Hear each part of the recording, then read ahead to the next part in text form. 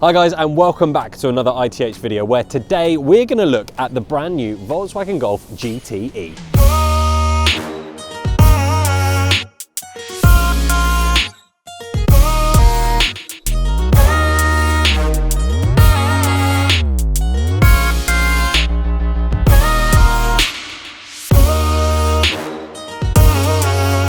And this isn't any old Volkswagen Golf GTE, this is my Volkswagen Golf GTE.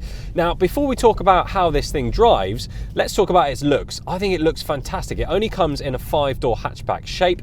I do wonder though if they will at some point bring out an estate version, because there is a Passat GTE car, but I don't think it looks very good at all. So VW, if you do watch this, please, we would love a Golf Estate GTE. I've always been a massive fan of the Volkswagen Golf GTI, and the GTE brings a lot of the looks from the GTI into this eco-friendly younger older brother, depending on how you want to look at it. It even brings the looks into the inside as well. It's got the tartan seats, which hark back to the days of when GTIs had those incredible tartan seats, which I think is absolutely fantastic.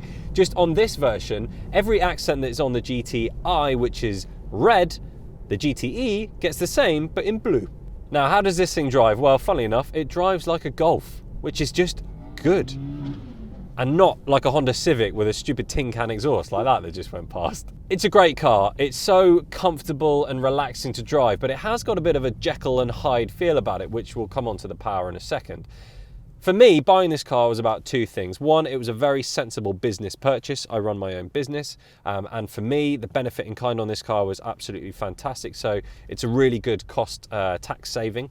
The second is how it drove. It just drives well. It is a lovely car. You can just grip the steering wheel and drive it sensibly. Or, as we'll come on to in a second, it has got a special sporty mode. The power delivery on the GTE is fantastic. The way it manages both the electric power and the petrol power, I think is great. In the first edition of the GTE, it wasn't that good. You could feel it kind of kick in and out a little bit.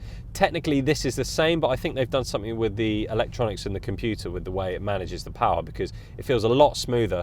And I would say 99% of the time, I wouldn't have even known if it's in electric or if it's using its engine.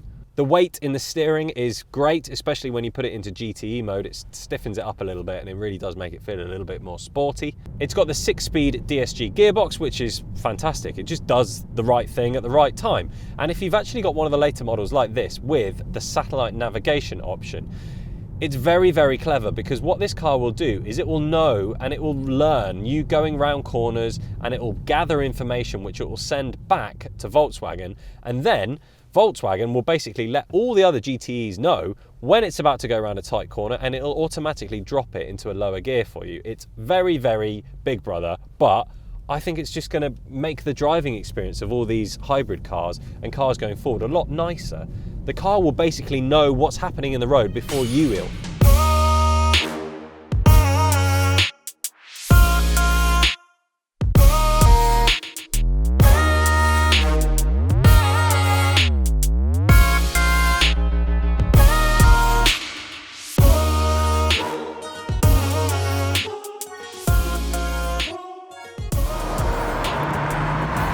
So let's get on to the talking point that is really the chat in the pub, sometimes if you're bored, is the fact that this is a plug-in hybrid. It's got the 1.4 litre turbocharged engine, and it also has the electric motor, but it also wears a GT badge.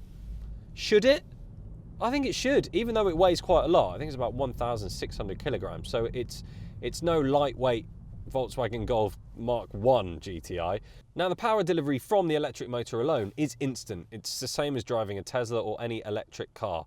The power delivery is there straight away. As soon as you put your foot down, you're off.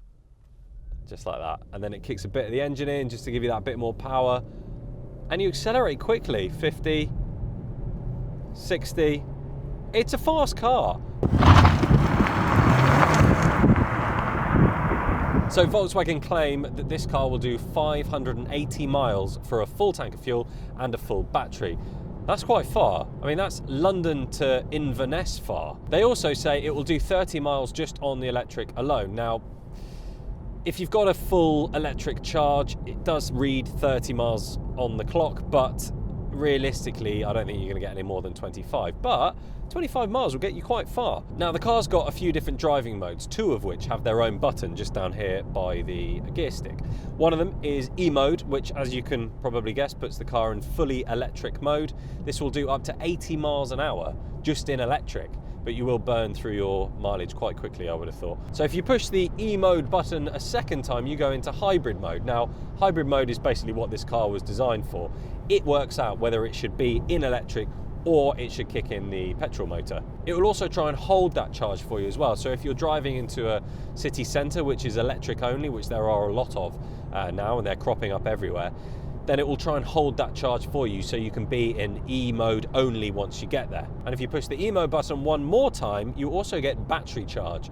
Now, this is quite handy, especially if you do live somewhere where traveling into the city centre requires you to be in electric mode only. The car basically turns the 1.4 litre engine into a little mini generator, and what that does is it generates power, puts it back into the batteries, and it will get back to its full range of 30 miles pretty quickly, but obviously, as you can imagine, will kill your MPG quite significantly. And there is one other button down by the gear stick, and this is where it gets a little bit more interesting. This is the GTE mode. Now, as soon as you push this, everything feels a lot tighter. You get the full 200 horsepower that this car has. It will use both the electric and the petrol engine to basically give you maximum power at any time. 0 to 62 miles an hour, it's 7.6 seconds, and if you really care about 0 to 60 times, that is about a second slower to 62 than a GTI. It also makes the car sound a lot better as well, but Volkswagen are playing a bit of a trick on you. There is in fact a little speaker inside the engine bay which emits kind of good engine sound. So what you think the car sounds like isn't really what the car sounds like. It is just a speaker in the engine box. Now, unlike a pure electric car, this car will charge itself whilst driving.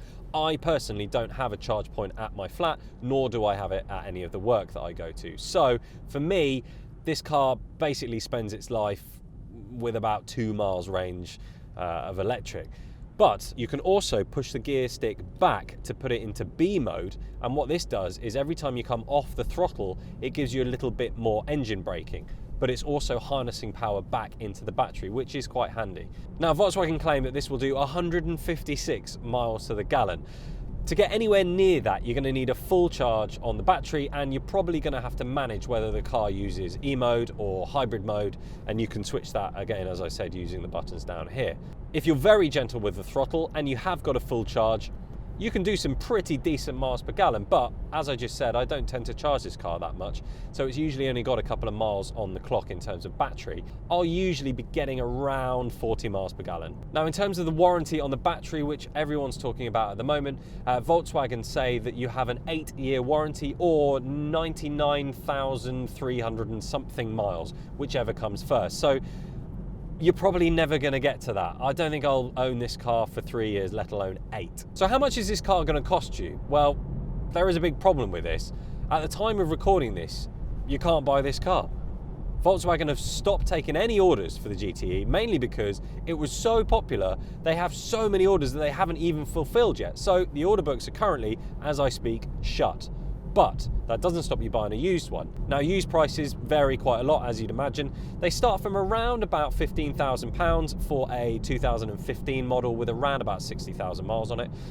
And you can pay up to the likes of £28,000 for a brand new 2018 model with just a few hundred on. But in terms of savings as to what you'll save owning one of these, especially if you own a company and you buy it as a company car like I did, the benefit in kind is fantastic.